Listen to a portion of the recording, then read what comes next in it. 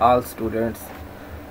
Welcome to a new session of Cell and Molecular Biology.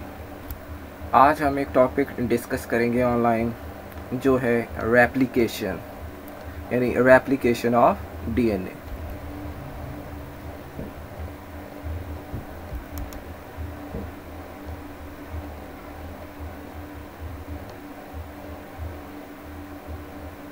तो सबसे पहले हम ये देखेंगे डेफिनेशन कि डीएनए रेप्लिकेशन है क्या चीज़। How will you properly define DNA replication.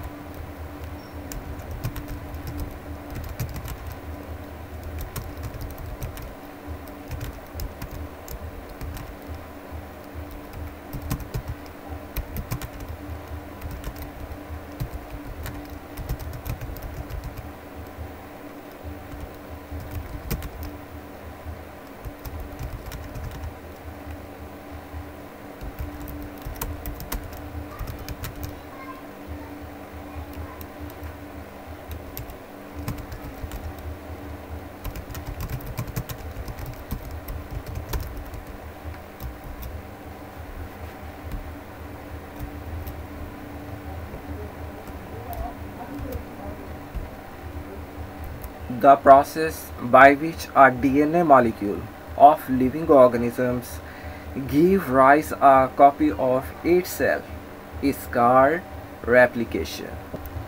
DNA is anti-parallel. Two strands run parallel to each other but with opposite alignments yani directions. Why is being anti-parallel an advantage to DNA molecule? क्या आपको पता है कि जो DNA के molecule हैं anti parallel arrangement क्यों रखते हैं? जैसा हम जानते हैं कि एक स्ट्रैंड है 3 प्राइम टू 5 प्राइम रन कर रहा है और दूसरा जो स्ट्रैंड है 5 प्राइम टू 3 प्राइम रन कर रहा है। तो ऐसा क्यों है? ये दरअसल नाइट्रोजनस बेसिस पेयर की वजह से है। आप ये देख रहे हैं कि इन स्ट्रैंड्स के दरमियान नाइट्रोजनस बेस पेयर क्या है वो मौजूद हैं। तो इनके दरमियान क्या मौजूद है? Hydrogen bonding. तो हाइड्रोजन बॉन्डिंग, एक स्टेबल हाइड्रोजन बॉन्डिंग तभी पॉसिबल है जब इनके दरमियान क्या कहते हैं एंटी पैरेलल क्या है वो सीक्वेंस एग्जिस्ट करे। अगर ये फ़र्ज़ करें कि पैरेलल होते या नेचर ने इन्हें अगर क्या कहते हैं पैरेलल बनाया होता तो फिर क्या होता कि इनके दरमियान जो एग्जिस्ट करने वाली जो हाइड्रोजन बॉन्डिंग है वो कभी भी स्टेबल ना होती, तो ये डिसइंटीग्रेट हो जाता डीएनए मॉलिक्यूल। डीएनए रेप्लिकेशन है वो है semi conservative.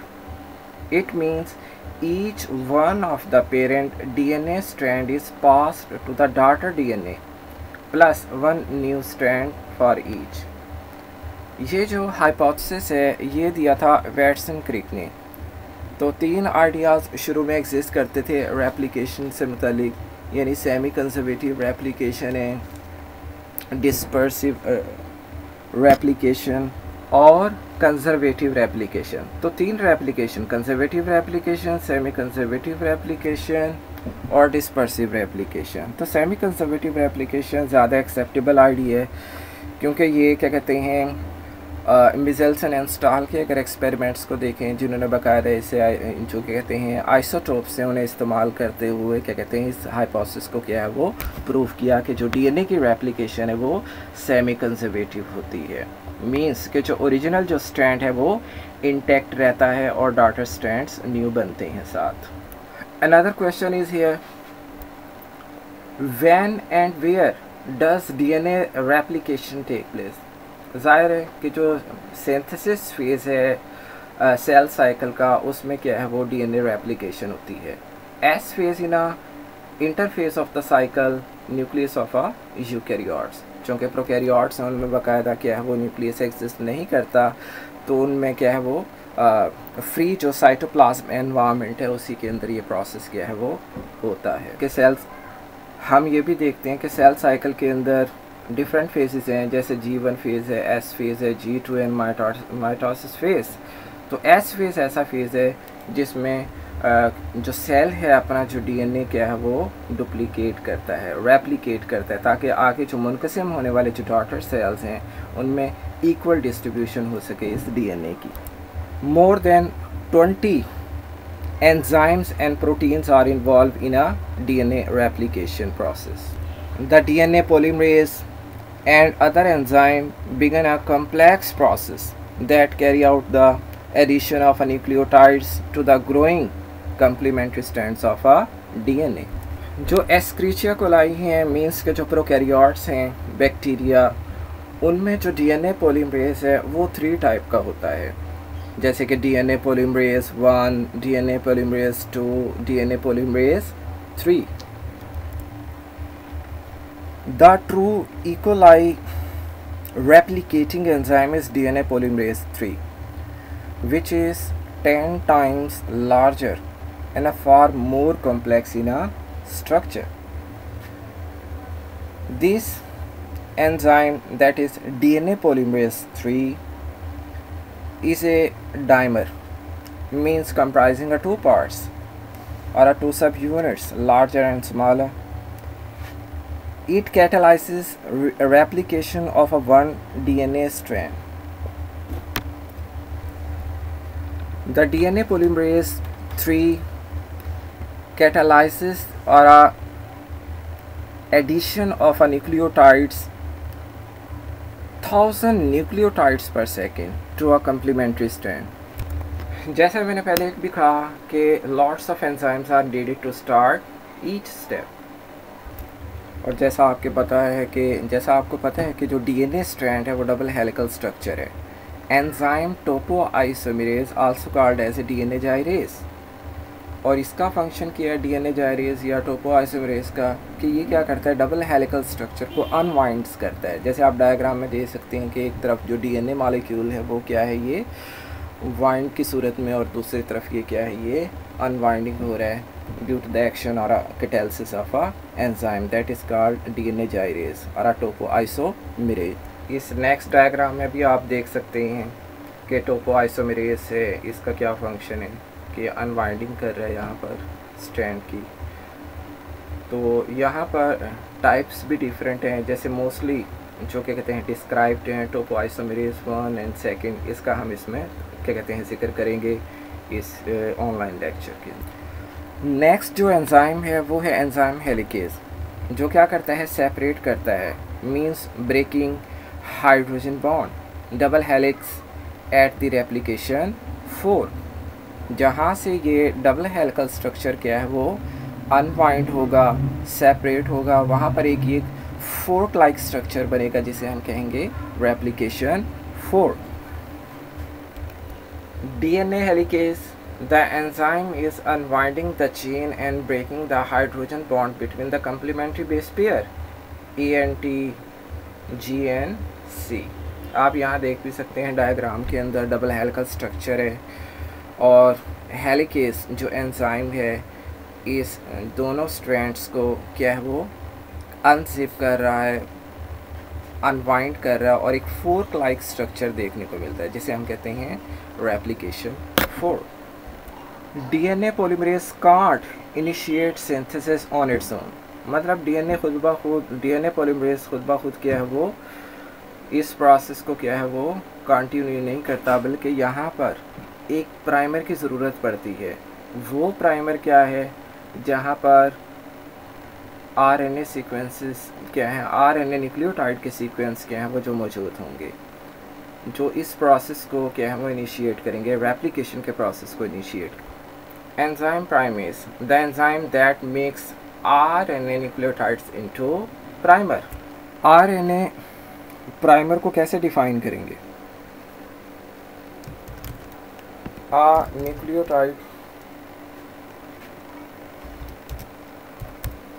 a molecule that serves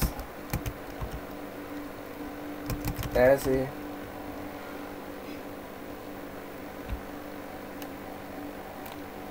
starting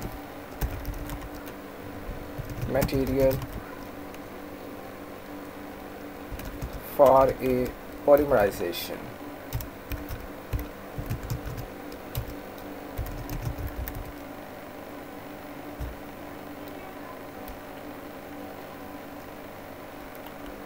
Or a a sequence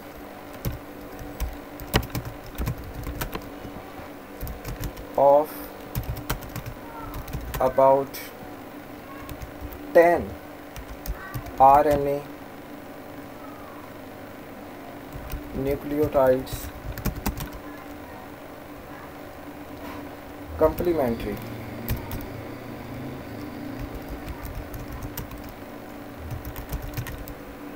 to the parent DNA template. A molecule that serves as a starting material for a polymerization or a sequence of about 10 RNA nucleotides complementary to the parent DNA template that is called RNA primer. Means ये क्या है, ये 10 nucleotide का एक sequence है जो complementary strand पर बनता है डीएनए के। तो ये होता है टेम्परेरी, मीन्स के जो रेप्लिकेशन के आखिरी जो स्टेप्स हैं उनमें ये जो फिर क्या कहते हैं आरएनए न्यूक्लियोटाइड्स हैं वो रिप्लेस हो जाते हैं डीएनए के न्यूक्लियोटाइड से। इस स्लाइड में भी आप देख सकते हैं आरएनए प्राइमर का जो बेसिक इंट्रोडक्शन है। Nucleotides for the starting point of a DNA replication, short strands of RNA that are RNA primer. तो आरएनए प्राइमर की कंस्ट्रक्शन के लिए भी एक एंजाइम की ज़रूरत होगी, जैसे मैंने बताया वो क्या कहलाएगा, प्राइमेज। प्राइमेज एंजाइम क्या है, क्या कहते हैं, आरएनए प्राइमर को क्या करेगा, कंस्ट्रक्ट करेगा। इस स्लाइड में भी आप देख सकते हैं जो ग्रीन कलर के अंदर जो मेंशन है डीएनए हेलिकेज जो इस डीएनए के स्ट्रक्चर को अनवाइंड कर रहा है, और दूसरी तरफ आप देखते हैं कि ऑरेंज कलर के अंदर मौजूद है यहाँ पर प्राइमेज जो आरएनए क्या कहते हैं प्राइमर क्या है वो कंस्ट्रक्ट कर रही हैं। जहाँ ये आरएनए प्राइमर का जो एक सीक्वेंस मौजूद होगा 10 न्यूक्लियोटाइड्स का अमूमन मौजूद होता है ये कम्प्लीमेंट्री स्ट्रैंड पर। तो यही वो क्या कहते हैं पॉइंट है, ओरिजिन है जहाँ से रेप्लिकेशन का फिनोमेना क्या है वो स्टार्ट होगा। DNA replication is initiated eight many points in eukaryotic chromosome. इसका मतलब ये है कि एक ख़ास पॉइंट नहीं होगा, मतलब एक ही सिर्फ पॉइंट नहीं होगा जहाँ पर ये रेप्लिकेशन क्या है वो स्टार्ट होगी। इट मीन्स कि मोर देन 2 पॉइंट्स हो सकते हैं जहाँ से रेप्लिकेशन क्या है वो स्टार्ट होती है। तो DNA replication initiated eight many points in eukaryotic chromosome called replication bubbles. तो शॉर्ट क्वेश्चन के हवाले से भी इम्पॉर्टेंट है ये। They will eventually all meet to form a whole replication strand. इस स्लाइड में भी आप देख सकते हैं DNA replication bubble, DNA duplicates in both direction, 5 to 3 prime direction and 3 to 5 prime direction. वो हम इस हवाले से देखेंगे कि जो बनने वाली जो फोर्क है, जैसे रेप्लिकेशन फोर्क है उसमें 2 स्ट्रैंड्स होते हैं, एक को हम क्या कहते हैं लीडिंग स्ट्रैंड का नाम देते हैं और दूसरे को लैगिंग स्ट्रैंड का नाम देते हैं, वो भी हम देखेंगे। ये डीएनए रेप्लिकेशन का इलेक्ट्रॉन माइक्रोस्कोपिक क्या है ये व्यू है। रेप्लिकेशन बबल देख रहे हैं आप यहाँ पर। Origins of replication, sites along the DNA molecule where the enzymes start the DNA replication, then proceed in both direction to form bubble। जैसे आप डायग्राम में भी देख रहे हैं 3 डायग्राम है यहाँ पर जो इस रेप्लिकेशन बबल को रिप्रेजेंट कर रही हैं। रेप्लिकेशन 4 के कंसेप्ट को समझने के लिए मज़ीद एक मैंने एक स्लाइड ऐड की है रेप्लिकेशन फोर्क्स के नाम से। Y-shaped region of replicating DNA molecule where the new strands are growing, that is replication fork। अब आप यहाँ पर देख रहे हैं 2 strands जो अनवाइंड हुए हैं, किसकी वजह से अनवाइंड हुए हैं, हेलिकेज एंजाइम की वजह से। और आप देख रहे हैं ग्रीन कलर के अंदर DNA polymerase 3 जो क्या है इस क्या कहते हैं न्यू स्ट्रैंड डॉटर स्ट्रैंड को क्या है ये बना रहा है। रेप्लिकेशन फोर्क के आप देखें ऊपर भी एक स्ट्रैंड है और एक नीचे भी। जो ऊपर आपको रेड कलर में एक दिखाई दे रहा है स्ट्रैंड, ये जो ऊपर बनने वाला जो स्ट्रैंड है ये है लीडिंग स्ट्रैंड, लीडिंग स्ट्रैंड जो 5 to 3 प्राइम डायरेक्शन में मूव कर रहा है, और नीचे वाला जो स्ट्रैंड है उसे हम कहते हैं lagging strand. Lagging strand.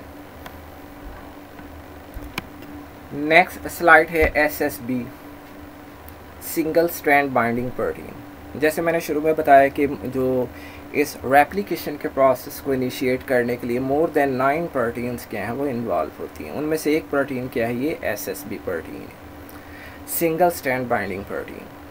Stabilise the DNA strand as they are being replicated, prevents rejoining of DNA strand।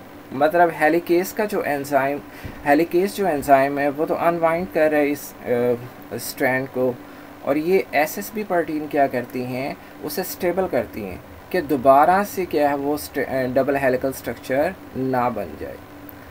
तो डबल हेलिकल स्ट्रक्चर के फॉर्मेशन को क्या है ये प्रिवेंट करती हैं SSB प्रोटीन। नेक्स्ट स्लाइड है DNA पॉलीमरेसेस। जैसे मैंने शुरू में बताया कि 3 टाइप्स हैं DNA पॉलीमरेसेस की, DNA पॉलीमरेस 1, 2, 3। यहाँ पर इनके फंक्शन हैं कि जैसे DNA पॉलीमरेस 1 ये क्या करता है, cuts off RNA primers and fills in with DNA। जैसे मैंने पहले भी बताया कि जो RNA प्राइमर हैं वो मुस्तकिल नहीं होते। जैसे 10 RNA न्यूक्लियोटाइड का जो सीक्वेंस है, RNA प्राइमर बनता है जो प्राइमेज एंजाइम बनाता है, तो ये क्या है वो कांस्टेंट नहीं है क्योंकि DNA स्ट्रैंड है। तो DNA स्ट्रैंड में बाद में ये क्या है, ये रिप्लेस हो जाते हैं DNA क्या कहते हैं न्यूक्लियोटाइड से। Can proof read, DNA polymerase 3 elongates the strand by adding DNA nucleotide on a leading strand. Also proofread and corrects the DNA strand. Short question के हवाले से भी पूछा जा सकता है, what is the difference between DNA polymerase 1 and DNA polymerase 3? Or you can say what are the functions of DNA polymerase 1 and DNA polymerase 3? यहाँ पर एक बहुत ही important comparison दिया हुआ है इस स्लाइड के अंदर लीडिंग स्ट्रैंड और लैगिंग स्ट्रैंड के दरमियान। जैसे अभी मैंने बताया था रेप्लिकेशन 4 के उसके ऊपर जो क्या है वो लीडिंग स्ट्रैंड है, और नीचे की तरफ जो स्ट्रैंड बन रहा है वो क्या है, वो लैगिंग स्ट्रैंड है। तो ये डिफरेंस क्या है वो पूछ लिया जाता है एग्जाम के पॉइंट ऑफ व्यू से भी इम्पॉर्टेंट है। Short question, what is the difference between leading and lagging strand? That strand which moves towards the replication fork, that is a leading strand, and that strand which moves away from the replication fork, that is called lagging strand। तो एक और भी difference है इसके अंदर कि जो leading strand है वो कॉन्टिन्यूस स्ट्रैंड कहलाता है, और जो लैगिंग स्ट्रैंड है ये कॉन्टिन्यूस नहीं है, बल्कि यहाँ पर मौजूद होते हैं फ्रैगमेंट्स जिनको हम कहते हैं ओकाज़की फ्रैगमेंट्स, जो बाद में क्या है वो आखिर में यानी ये रेप्लिकेशन के एंड में ज्वाइन होकर कॉन्टिन्यूस बना देते हैं। तीसरा डिफरेंस है इम्पॉर्टेंट इस हवाले से,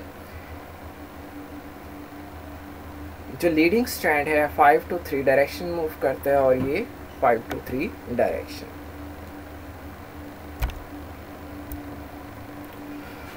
What are Okazaki fragments? The short strands of a newly made DNA fragment on the lagging strand are called Okazaki fragments, after the Japanese biochemist Reiji Okazaki.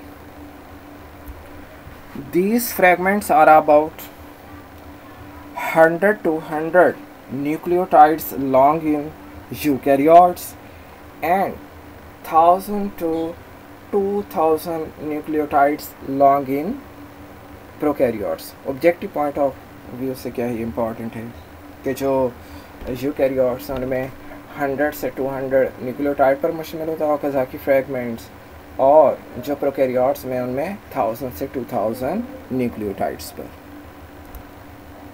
Next slide से अ linking enzyme joints the strand, that is DNA ligase. ये DNA ligase क्या करता है, इसे आप molecular गम का भी नाम कह सकते हैं। मोलेकुलर गम मतलब DNA लाइगेज जो क्या करता है, स्टिकी एंड्स को क्या है वो ज्वाइन करता है इन फ्रैगमेंट्स के।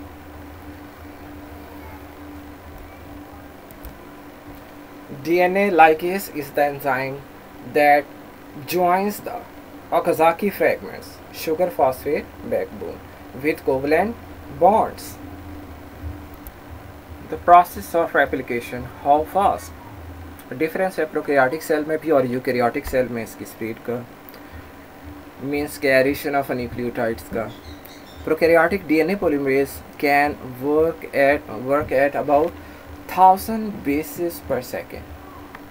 लेकिन जब हम यूकैरियोटिक डीएनए पॉलीमरेज की बात करते हैं, it can work at about 50 basis पर सेकेंड. तो अब यहाँ पर सवाल ये है कि जो प्रोकैरियोटिक सेल्स हैं वहाँ पर इसकी जो न्यूक्लियोटाइड्स की या नाइट्रोजनस बेसिस की जो एडिशन है वो तो बहुत ज़्यादा फास्ट है as compare to eukaryotic cell. ऐसा क्यों है? जो प्रोकैरियोटिक सेल्स हैं उनमें सेल साइकिल का ड्यूरेशन भी क्या है वो ब्रीफ है. बहुत ज़्यादा तेज़ी से क्या है वो डिवाइड करते हैं. जैसे 20 मिनट में आप देखते हैं कि जो बैक्टीरिया क्या है वो डिवाइड हो जाता है, मुनक़सिम हो जाता है 2 डॉटर सेल्स में. लेकिन जब हम देखते हैं यूकैरियोटिक डीएनए पॉलीमरेज को कि वहाँ पर 50 बेसिस पर सेकेंड ऐड कर रहे हैं, तो हम ये भी देखते हैं कि जो सेल साइकिल है यूकैरियोटिक सेल का वो क्या है वो ब्रीफ ड्यूरेशन का नहीं है बल्कि लॉन्ग ड्यूरेशन का है. 24 आवर्स क्या है वो एक मुकम्मल यानी एक डॉटर सेल क्या है वो बनने में लगते हैं 24 आवर्स. तो वहाँ पर ज़ाहिर है ये जो प्रोसेस है एडिशन का न्यूक्लियोटाइड्स की वो भी क्या है वो कंपैरेटिवली स्लो है. ये डीएनए रेप्लिकेशन के सारे प्रोसेस की ओवरऑल क्या है वो एक स्केच दिया हुआ है. इसका भी आप स्क्रीनशॉट ले सकते हैं या प्रिंट आउट कर सकते हैं. तो यहाँ पर तमाम जो एंजाइम्स हैं और इम्पॉर्टेंट जो पॉइंट्स हैं उनको क्या है बाकायदा लेबल किया हुआ है, हाईलाइट किया हुआ है step by step.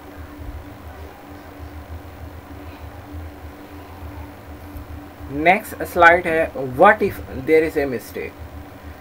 Typically about 1 in a billion nucleotide is incorrectly paired. मतलब ये है कि 1 बिलियन में से एक जो क्या कहते हैं न्यूक्लियोटाइड का क्या है वो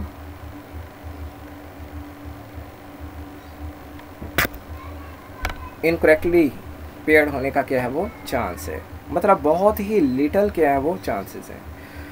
तो सेल्फ एफिशिएंसी है ये क्या कहते हैं डीएनए की कि वो इस अपने क्या कहते हैं इस एरर्स को क्या है वो खुद ब खुद क्या कर सकता है वो रिपेयर कर सकता है, प्रूफ कर सकता है. और ये बहुत ही कम क्या कहते हैं ये एरर के चांसेस हैं, म्यूटेशन के चांसेस हैं. और कौन सा एंजाइम है जो प्रूफ रीडिंग करता है इन एरर्स को, मिक्सटेक को या मिस मैच जो बेस पेयर हैं उन्हें क्या है वो करेक्ट करता है. जैसे मैंने पहले बताया डीएनए पॉलीमरेज जो 1 है वो क्या करता है इसकी करेक्शन करता है. डीएनए रेप्लिकेशन के कंसेप्ट को मज़ीद क्लियर करने के लिए मैंने इसमें एक एनिमेशन का भी इजाफा किया है और बहुत ही इंटरेस्टिंग एनिमेशन है, क्लियर एनिमेशन है जिससे ये डीएनए रेप्लिकेशन का जो प्रोसेस है वो क्लियर हो जाता है. डीएनए यहाँ देखें डीएनए हेलिकेज डबल स्ट्रैंड को क्या ये कर रहे हैं अनवाइंड कर रहे हैं. एसएसबी प्रोटीन्स आकर बाइंड करेंगे यहाँ पर जो इससे दोबारा डबल हेलिकल स्ट्रक्चर की रिफॉर्मेशन को प्रिवेंट करेंगी. एसएसबी प्रोटीन्स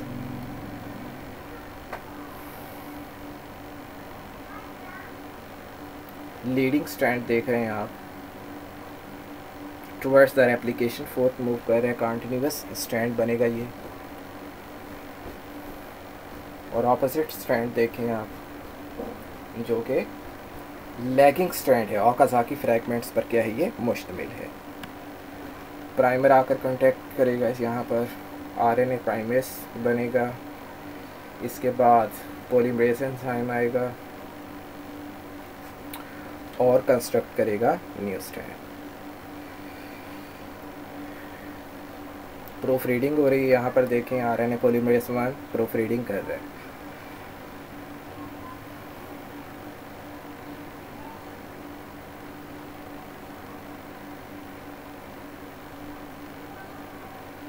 डीएनए लाइगेज जो स्टिकी एंड्स को क्या है वो मिलाएगा, इस डिसकंटिन्यूअस स्ट्रैंड को कंटिन्यूअस स्ट्रैंड में कन्वर्ट करेगा.